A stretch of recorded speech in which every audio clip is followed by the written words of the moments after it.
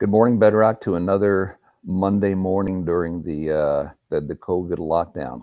I hope you all had a wonderful Easter yesterday. I thought Lee did a phenomenal job with the message and with the filming. It was very, very meaningful.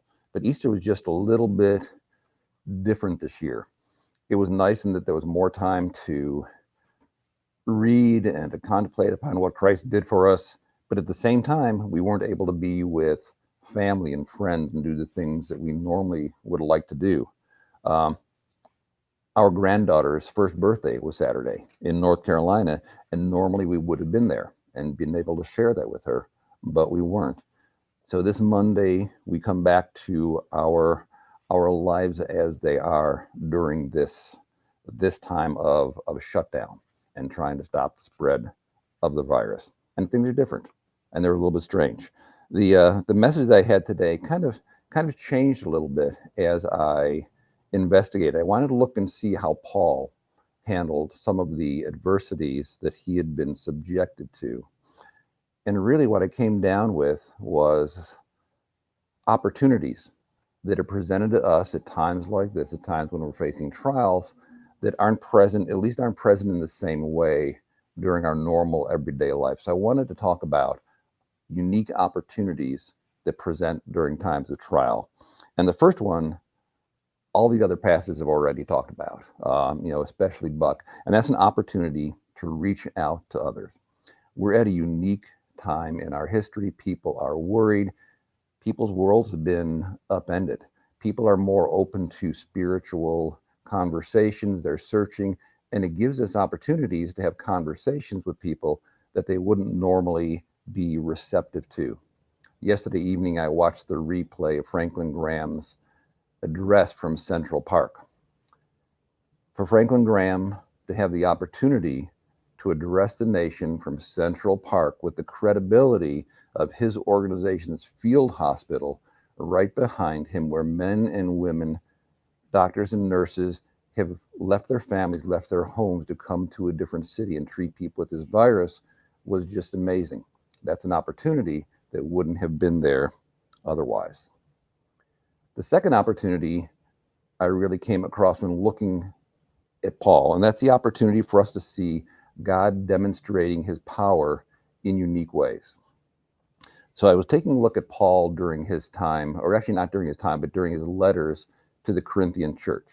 Now, Paul had founded the Corinthian church, and that church was beset with problems. There was immorality, divisiveness, pride, sin, false teachers. So a lot of issues in the church. In Paul's first letter to the Corinthians, he wrote to correct the church. And in response to that, many of the people had repented and essentially straightened out. But there was still a group that was very much opposing Paul's authority and Paul's apostleship. And that's what the second letter of Corinthians is largely addressing. So Paul is writing to these people, defending his credentials as an apostle. So in 2 Corinthians 11, Paul is talking about all the things that he suffered on account of Christ. He was flogged 5 times. He was beaten with rods 3 times. He was stoned and left for dead. He was shipwrecked 3 times, set adrift at sea. He was in danger during his travels, not only from robbers, but also from the elements, from exposure, from lack of sleep, from lack of food. He was in danger from the Jews who wanted to take his life, and he was in danger from false teachers in the churches. So Paul had suffered a lot, and he concludes by saying, and apart from other things, there is the daily pressure on me of my anxiety for all the churches. And I want you to take a look at this painting that I found. This is another Rembrandt. It was painted in 1657, and it's a painting of Paul the Apostle. You'll notice the sword in the painting, and Rembrandt painted quite a few pictures of Paul, and in almost all of them, there's a sword there. And most art critics feel that that represents the sword of the Spirit, which is how Paul referred to the Word of God in Ephesians 6. But what I want you to really take notice of, look at the light and how it's illuminating Paul's face. Look at the worry on his face. Look at how his face is being held in his hand. You look at that painting and you can just see the weight of the responsibility and the worry of the church falling on Paul like a great weight. After Paul talked about all of his sufferings throughout his ministry, he talked about the great revelations that God had given to him. And then he goes on in 2 Corinthians 12, 7 to 10, to talk about the thorn, the difficulty that he's facing. So I'm going to read that. And it says, "So to keep me from becoming conceited, because of the surpassing greatness of the revelations, a thorn was given to me in the flesh, a messenger of Satan to harass me, to keep me from becoming conceited. 3 times I pleaded with the Lord about this, that it should leave me. But he said to me, my grace is sufficient for you, for my power is made perfect in weakness. Therefore I will boast all the more gladly of my weaknesses, so that the power of Christ may rest on me. For the sake of Christ, then, I am content with weaknesses, insults, hardships, persecutions, and calamities. For when I'm weak, then I'm strong." Nobody really knows what Paul's thorn was. Commentators have speculated on it throughout the years. People have talked about it possibly being his guilt over persecuting the church, a physical ailment, a sin that he was not able to overcome, or the false teachers in the church who were attacking his authority as an apostle. But whatever it was, God said, no, I want it to be there. And God said, my power is made perfect in weakness.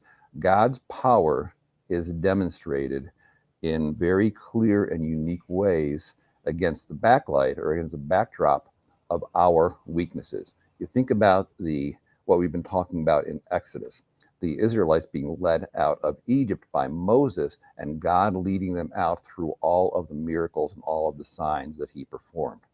The Israelites were completely helpless and powerless. They were weak.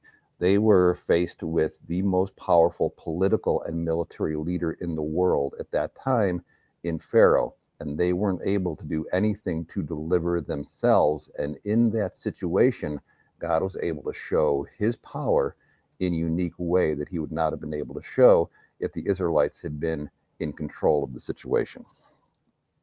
So the third opportunity that I came across was the opportunity to grow in our maturity and our relationship with God. And we call that sanctification, the process throughout our Christian life of becoming more and more like Christ throughout the years when we're a Christian. And for that, I want to turn to James 1, 2 to 4. It says, "Count it all joy, my brothers, when you meet trials of various kinds, for you know that the testing of your faith produces steadfastness. And let steadfastness have its full effect, that you may be perfect and complete, lacking in nothing." Now, the first statement at first blush seems very paradoxical. Count it joy when you meet trials of various kinds. Trials aren't typically the kind of things that bring joy. Trials are the kind of thing that bring worry and sadness and difficulties.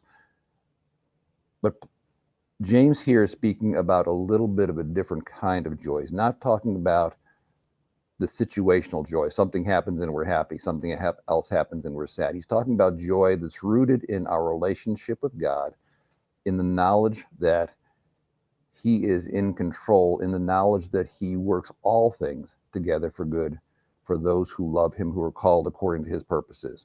So that joy that he's talking about is rooted in the knowledge that God is working out all things the way that he wants to. And in the next sentence, he says what God is doing in this situation. "For you know the testing of your faith produces steadfastness." Steadfastness is kind of one of the old words that are in the Bible that we really don't use much nowadays in our common everyday talk. I can't remember the last time I used the word steadfast talking to somebody in a daily conversation, but it's one of my favorite words from Scripture. It really connotates, and I found some different definitions, but a hopeful endurance, someone who is unwavering, someone who is reliable, someone who perseveres in the face of trials. There's an element of resilience and toughness to it.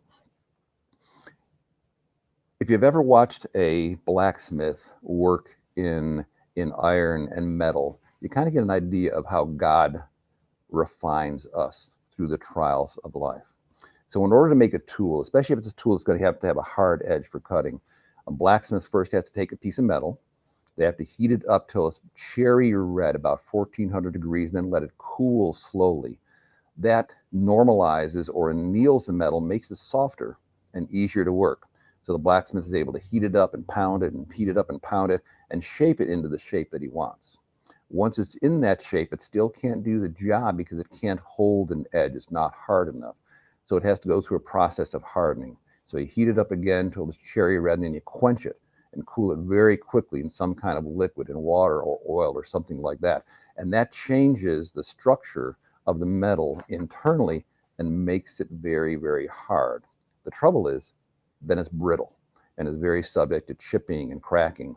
Then you have to put it through another process called tempering, where you heat the metal up, this time not as hot, only to about 500 or 600 degrees, and then let it cool slowly. That's called tempering. And what that does, it maintains most of the hardness, but it makes the metal more resilient so it doesn't chip and doesn't crack as easily. So through a series of steps, through a series of trials, through fire, through pounding, through impacts, God the blacksmith changes that metal into a form that's useful for the purpose that He has designed the tool. In the same way, God uses the situations in our life to change and shape us so that we're useful to do the things that He wants us to do to fulfill His purposes. So I have a challenge for you. I know that the times are difficult. I know that things don't seem right. I know that things just seem off kilter. Take the time during this time to look for those opportunities. Look for those opportunities to reach out for others. Look for those instances where you see God working in unique ways, and look for the ways that God is changing you internally, the way that you can grow and increase in your relationship with God. Hope you have a great Monday. We'll see you back here tomorrow morning with another devotional. Again, if you need anything from the church, please contact one of the pastors. Contact me. Contact the church office. We're here for you, and we're praying for you, and we'll all get through this